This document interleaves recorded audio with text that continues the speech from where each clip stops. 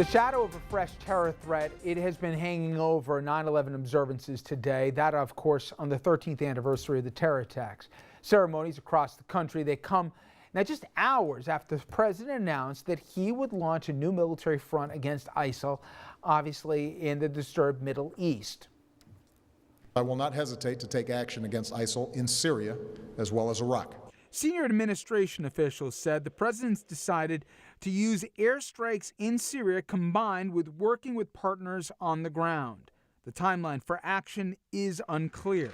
President Obama said he doesn't need congressional approval, but welcomes a vote of support. I believe we are strongest as a nation when the president and Congress work together. But Republicans are skeptical and not jumping to back the president's plan.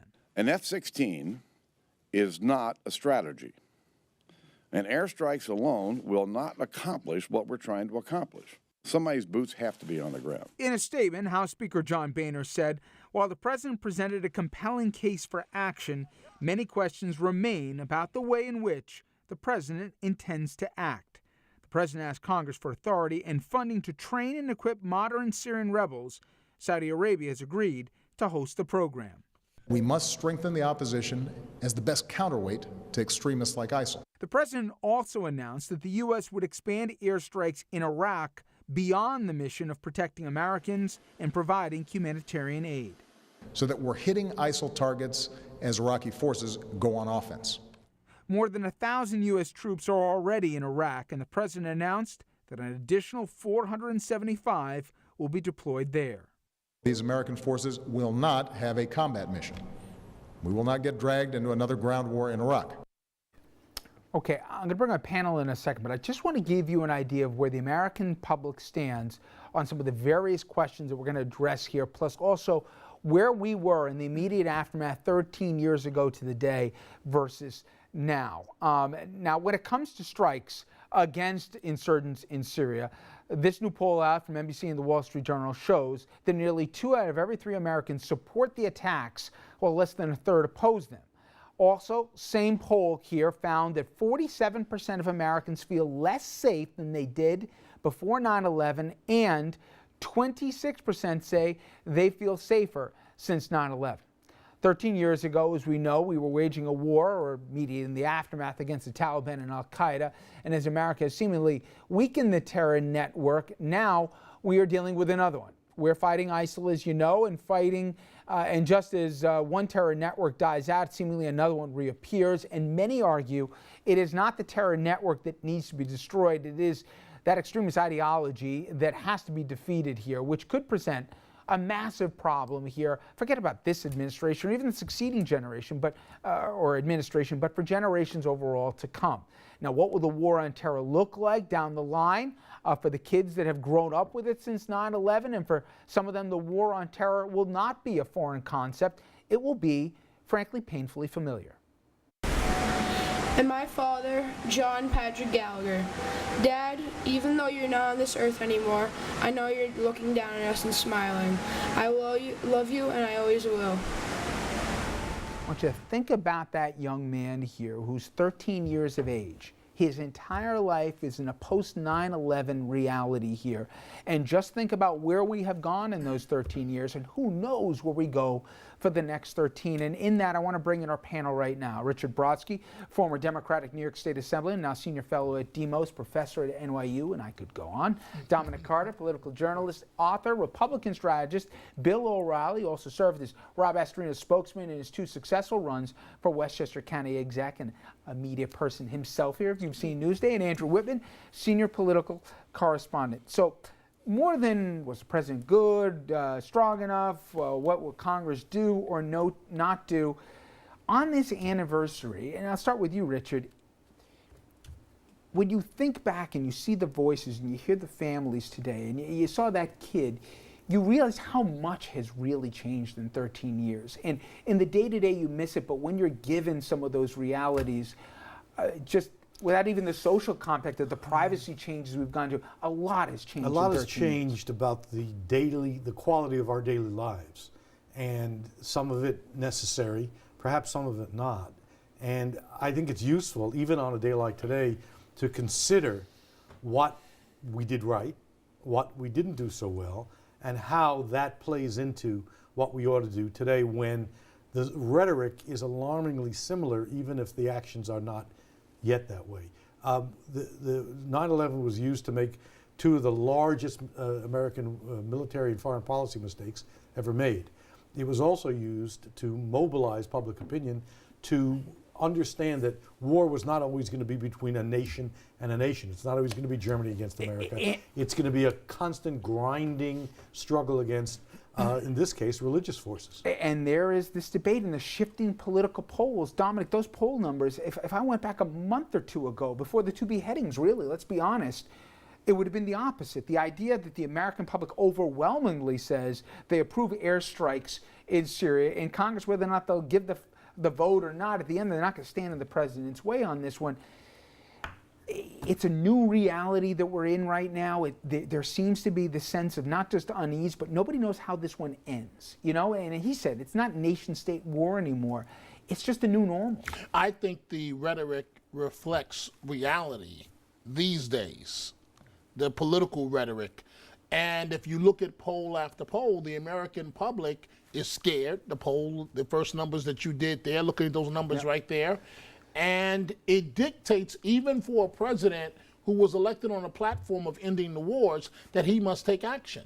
And that's what we're looking at now, because I think that all of us at the end of the day, we pray that nothing will happen, but all of us are worried about who's here in the country and what could happen tomorrow. We just don't know. See, that's what worries me, and that's what makes me think we haven't learned that much since 9/11. To me, this feels like another knee-jerk reaction to something bad that we've seen. I mean, 9/11 was far worse than the beheading of two American journalists. I don't want to minimize their death, but we see the pictures of that. It's sort of like seeing the pictures of Ray Rice. As soon as you see the pictures, all of a sudden, we got to do something. We got to do something. But wouldn't you want to be proactive rather than waiting for innocent Americans to die in this country? I want to do the right thing, because American action and American intervention overseas led to the sentiment that begat 9/11. And has led to the sentiment that has begat ISIS and continues to come back in our face. When you say we got to do the right thing, that's like motherhood and apple pie. Who would be opposed to the right thing? But what is the right thing? I mean, I've listened, Bill, to people I respect for both sides of the aisle. I mean, General Zinni, he says, you got to have 2 battalions there. And then I got other people saying, what, are you nuts here? We're going to put more boots on the ground? You can't do that. Other people saying, it sounds good, surgical airstrikes, but this won't work. Everybody agrees you can't just leave the Middle East totally unattended and say it's not our problem anymore. Look through history. Isolationism doesn't work, but the appetite for another war, another ground troop commitment here isn't there either. Talk about between a rock and a hard place. Yeah, I mean, I think the American public has learned in the last 13 years that the world is a very complicated place, and the Middle East is a very complicated place.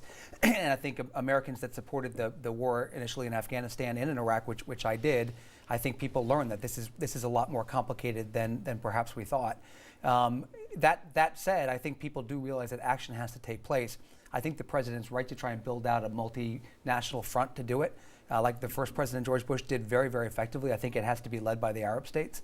But I think people are willing to do the airstrikes. Boots on the ground is a very different thing, although I don't see how we knock this group out without boots on the ground, and we also have to kill the ideology. Bill O'Reilly for Congress. Yeah. That well said, and above the fray said. So not only do I agree, I think it's important to hear it from your side of the aisle. Look, 4 times since World War II, Korea, Vietnam, Iraq, and Afghanistan, American military might, overwhelmingly superior militarily, has been applied in the ground wars, and it's never turned out well. There are alternatives. This president, for better or worse, by doing what George Bush did well, George Bush won, which was assemble the coalition, and then using that international sanction as the moral and political basis for moving forward, then applying force reasonably well. He did very, very well yesterday. It is, though, different in that I can't remember, and I'm not trying to inflate what ISIL is, but at the same time, you got to go to the 7th century. I mean, there is no there's no political calculation. You have people, I mean, think about what we're talking about right now. We're talking about Iran and Saudi Arabia, 2 nations that via proxy have really been funding here the fight in the Middle East. They have a common enemy in ISIL too. But you just get this sense here that however we think that there may be this Band-Aid that you can put on it, it's going to get ripped off and there's going to be something else. I'm not being defeatist here, but it's a religious conflict. It is. And there have been religious conflicts, the Crusades, the wars in Nigeria and Sudan recently. What the president had to do was think about how you apply military force to a religious conflict. It was bad enough when the Israelis and the Arabs were fighting with two secular visions. You can negotiate that out. But when one party says, God is with me, and the other party says, God is with me, there is no political solution. Let me ask this, though. If I asked you 15 years ago, and I asked you today the same question for your kids, right? Will they be growing up in a safer America? How would you have answered me then and now? On some levels safer, on some levels not. It's too glib to say we're not safer, we are safer. Some things are better, some things are not. It's funny, my oldest daughter's first day in kindergarten was September 11th, 2001. And I remember speaking with her as she was going to sleep in the weeks after that. And I said, this is a war that your generation is going to be fighting probably more than ours. This is something that's not going to go away until it's defeated one way or the other. And I think we're seeing that. But I think America, to some extent, has gotten used to being under the microscope. I mean, we all know there's a terrorist threat out there. But I think we've also learned to move on with our lives like the Israelis have. That, yes, these things can happen, but we move on. We're strong as people. And when something terrible happens, we move on. We deal with it as we can. I spoke earlier today to a person who's an author in this field, and she actually was in the Israeli counterterrorism unit. And she said, America may have to, in your lifetime, decide if it's going to be willing to live like Israel. And we're not remotely there yet right now, but that could be something, because everybody says it's when, not if, we're going to have to deal with another terrorist attack on our shores. So I just think it's going to be, for this generation, I'm talking my kids' generation, who knows? Although I do think with ISIS, the appeal that ISIS has on a lot of radicalized Muslims is that they're claiming to have a state. They're claiming to have created the state, and they're going to create this state of Sharia law. I think with Al Qaeda, it was more, we're going to go blow up the bad guys in America. And I think it was much more directed towards the U.S. and towards Europe. This seems to be much more directed within the Muslim world. So if you listen carefully to the intelligence community, they're basically saying there is no identifiable, immediate threat from ISIS to the United States. When Dominic says he's scared and we're doing the right thing given what's going on, we don't know what's going on. And these kinds of things have been misused in the past. We have to be careful and precise, but I'm not about to accept the notion that John McCain says we're under more danger than any time since the end of the Cold War. Not in the United States, not today. You plan for what might be, you're doubly careful, but you don't inflame the popular opinion. Often that's been used as a cover for some very bad stuff. And it has been used as a cover, you're accurate. But these people, when you are taking two Americans and literally chopping off their heads, that's why we have seen a change in the polls. And it's not just me, Americans want action. And if we don't take action as a country, the battle's gonna come here. And it's that simple. And that's why every time I hear people say, and I've heard it a lot in the last couple of weeks, we have to do something, that gives me great pause. That gives me great pause too. These are not people who are calculating their rational chances of success. These are religious zealots who believe even if they are sacrificed in the struggle, they will succeed to the afterlife. And that's what makes it even more scary. Let me get to a break here, and I want, as always, to bring you into our conversation. Head over to Facebook and Twitter and answer our question tonight: U.S. versus ISIL. Is America at a war the new normal, or is this something much different than we were as a country a dozen years ago? All right, coming up next here, we're going to switch gears. Well, let's take a close look at the NFL. What did the league really know about the Ray Rice case? And did execs here see the shocking elevator video? Well, those are the questions being put to the NFL right now. We're going to have much more on that after this.